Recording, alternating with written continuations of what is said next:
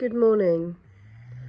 I want to do a video today on something that is increasingly concerning me regarding the collective West, but particularly the EU and Britain's, I would say, increasingly desperate attempts to launder public money through Ukraine. And I understand why they're rushing, because I think that the overwhelming reality is that Ukraine is going to cease to be a country very soon. But I feel like people aren't really quite understanding that, we have companies that are being given billions and billions, and I mean the term billion, has it become a bit worthless now? Do people realize how much money €1 billion is? And this isn't money that's come out of thin air. This is money that's our tax money. This is money that we've all worked for. I'm speaking about the EU and Britain here. This is money that our politicians, our allegedly elected politicians, although both in the EU and in Britain, I'm not sure that you can actually use that term elected. This is money that they have taken from us, from our families, from the rebuilding of our cities, from the sorting of our infrastructure, and they are laundering it into their mates' pockets. It's ceased to even be anything to do with Ukraine.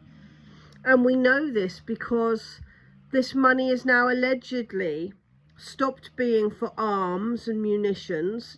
Joseph Borrell has quite rightly said, we don't have arms and munitions to give Ukraine anymore. There is nothing that we can do. And we can't build factories that will make these arms and munitions because we don't have the natural resources to do so, because we got a lot of those from Russia last time. So, it's absolutely messed up. So now what they're doing is they're saying, hey, all of this money that we want to launder is for the rebuilding of Ukraine. Well, none of us actually know how much of Ukraine is even going to exist at the end of all of this. I mean, let's look at the reality. We have a Duda who is hell-bent on grabbing as much land as possible, even if it means standing with the very, very worst of people, including people who give medals in honor of Stefan Bandera, who was responsible for the ethnic cleansing of hundreds of thousands of Poles. And yet the Polish, when you speak to them about this, seem more interested in lying about history, I have to say, and arguing amongst themselves, than they are in actually realizing what is happening now. I had a conversation with a Polish man yesterday, and, he said, if it wasn't for us, you'd be speaking German. From a Pole. I mean, this is classic American propaganda. I've very rarely heard it from a Polish person before, but in the last 4 weeks, I must have heard it 6 or 7 times from Polish people. What exactly is going on in that country that allows this bastardization of history to occur in the way that it is?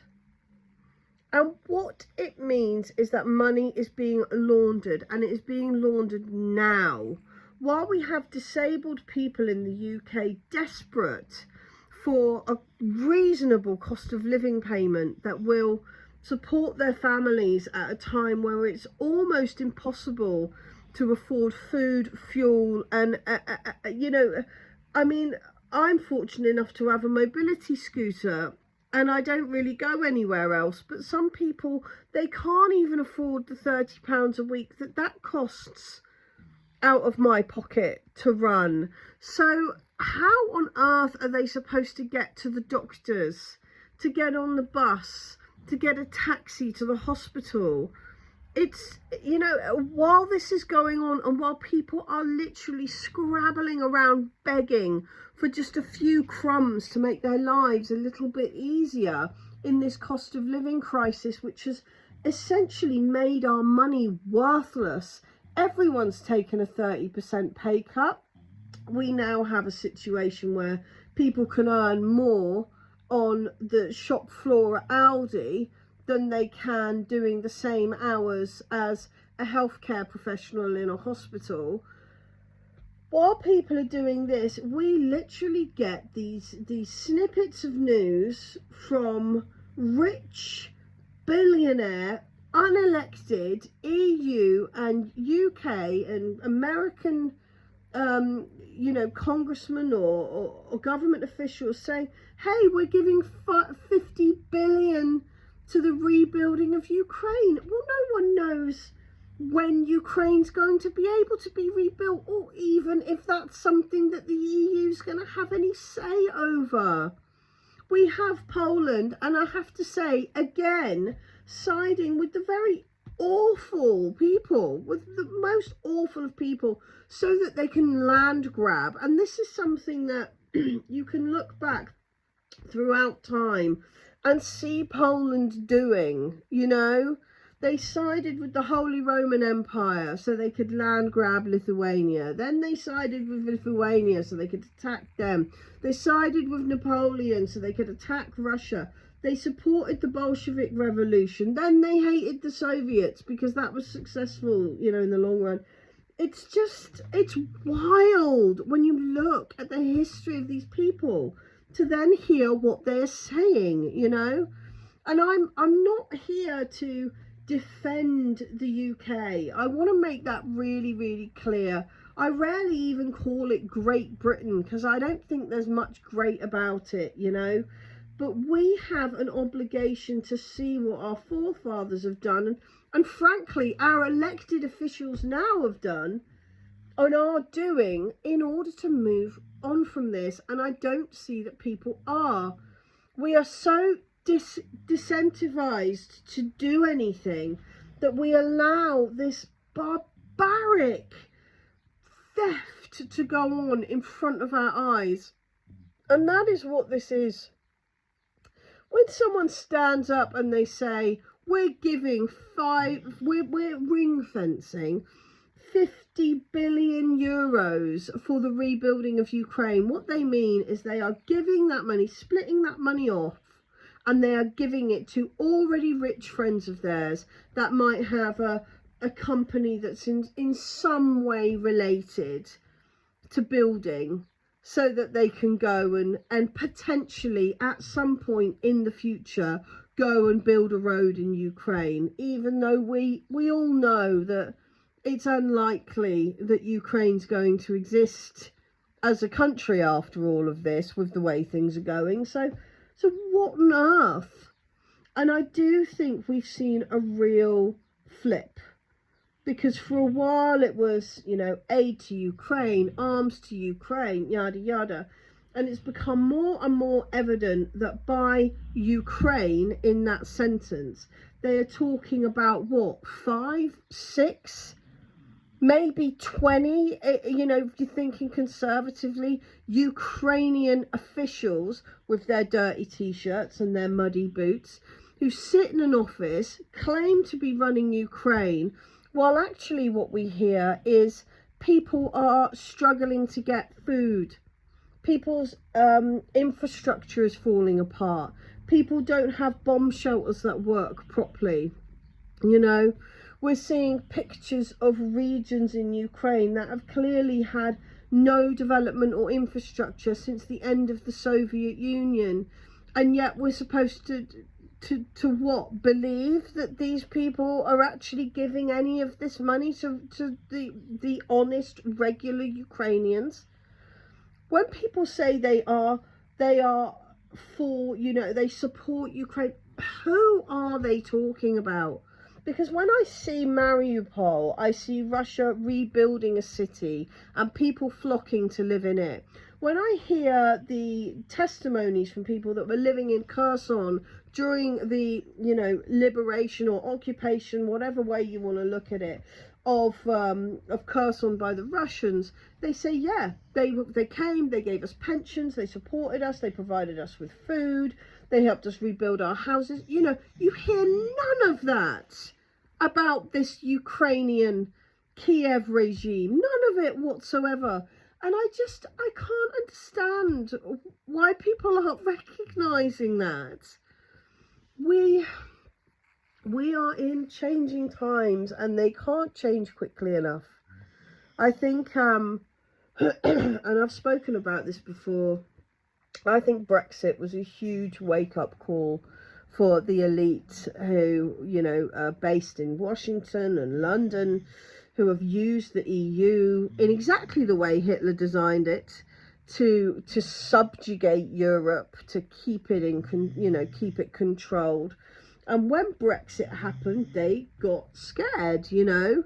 Oh my goodness, people are actually choosing not to be part of our bloc, because it had become not just, you know, a trade bloc. And you can see what sort of trade bloc it is by how the UK have been treated since we left. We have been sanctioned by the EU. Make no mistake, the very best thing for the British is for the EU to fail as quickly as possible. I think it'll start failing more in 2024, because I believe that Germany will elect a party whose main focus is ending the EU. That's it. Without Germany, what does the EU actually have? I believe if the French had the option to vote to leave the EU, they would do the same thing. You know, I mean, France is in an absolute dire state. And what's Macron doing? Running around the world making promises and then changing his mind at the last minute. It feels so difficult to try and get people to reflect on what they've chosen, you know. How many years have we spent hearing that people who voted for Brexit are nothing but racist, evil, you know, people that don't want what's best for Britain? We're about to see all that propaganda play out again in Germany. I don't think it will work for a second, because what I've been told is a far-right party in Germany is actually quite centralist, and Germany have continually elected far left-wing parties. What we know of the far left is that they are weaponizing the climate, which we can see by the absurd decisions that the Germans have made when it comes to nuclear energy. They are war hungry beyond recognition.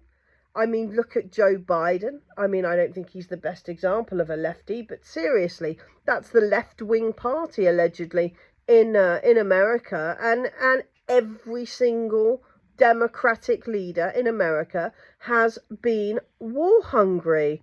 Donald Trump was the only one that didn't start a war, although he did bomb Syria, but I feel he was kind of strong-armed into that. I have no real love for Donald Trump, might I add, but seriously, you know, when it comes to American presidents, I just want one that's not going to bomb people. That's kind of where I'm at. But in Germany, it's bizarre, by forcing this narrative, which is pervading, that Hitler suddenly became right-wing when he became a fascist, rather than acknowledging that left-wing fascism is very much a problem. What's happened is anyone that is not very, very left has been labelled as far right, which the ADF, the German party that looks like they're going to get in next year, will be. I think we really need to look at what's happening in Germany. I also really think we need to look at what's going to happen in Vilnius, because you have to understand that the Ukrainians have attacked the infrastructure allegedly of Germany with Nord Stream. I mean, I think that that's rubbish, but still. They have acknowledged that they've attacked and said they will continue to attack the infrastructure of Turkey and of Hungary.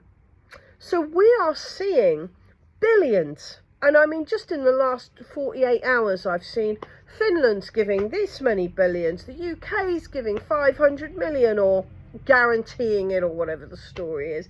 You know, the EU's giving 50 billion. The Americans have made a mistake, so they're giving another 6.2 billion to a country who has outwardly said that they are bombing or trying to destroy infrastructure belonging to NATO countries.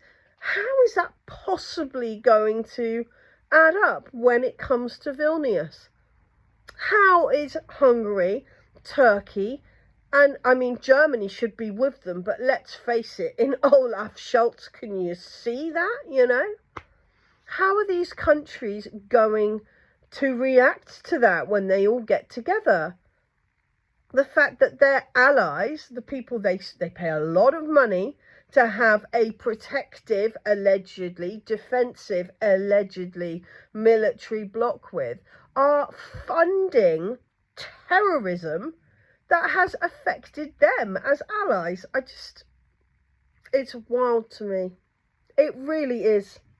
This whole thing has been heartbreaking, disheartening, concerning, and actually in the long phase, I think, how is money going to look after all of this? Because surely it can't possibly stay what it is now, where families like ours on a reasonable income are struggling to survive day to day, whilst people are blasé about the fact that 50 billion euros is going to Ukraine rather than to European citizens who desperately need it. We live in a changing world, and today I am angry. I am angry at what the West is doing to try and prevent that.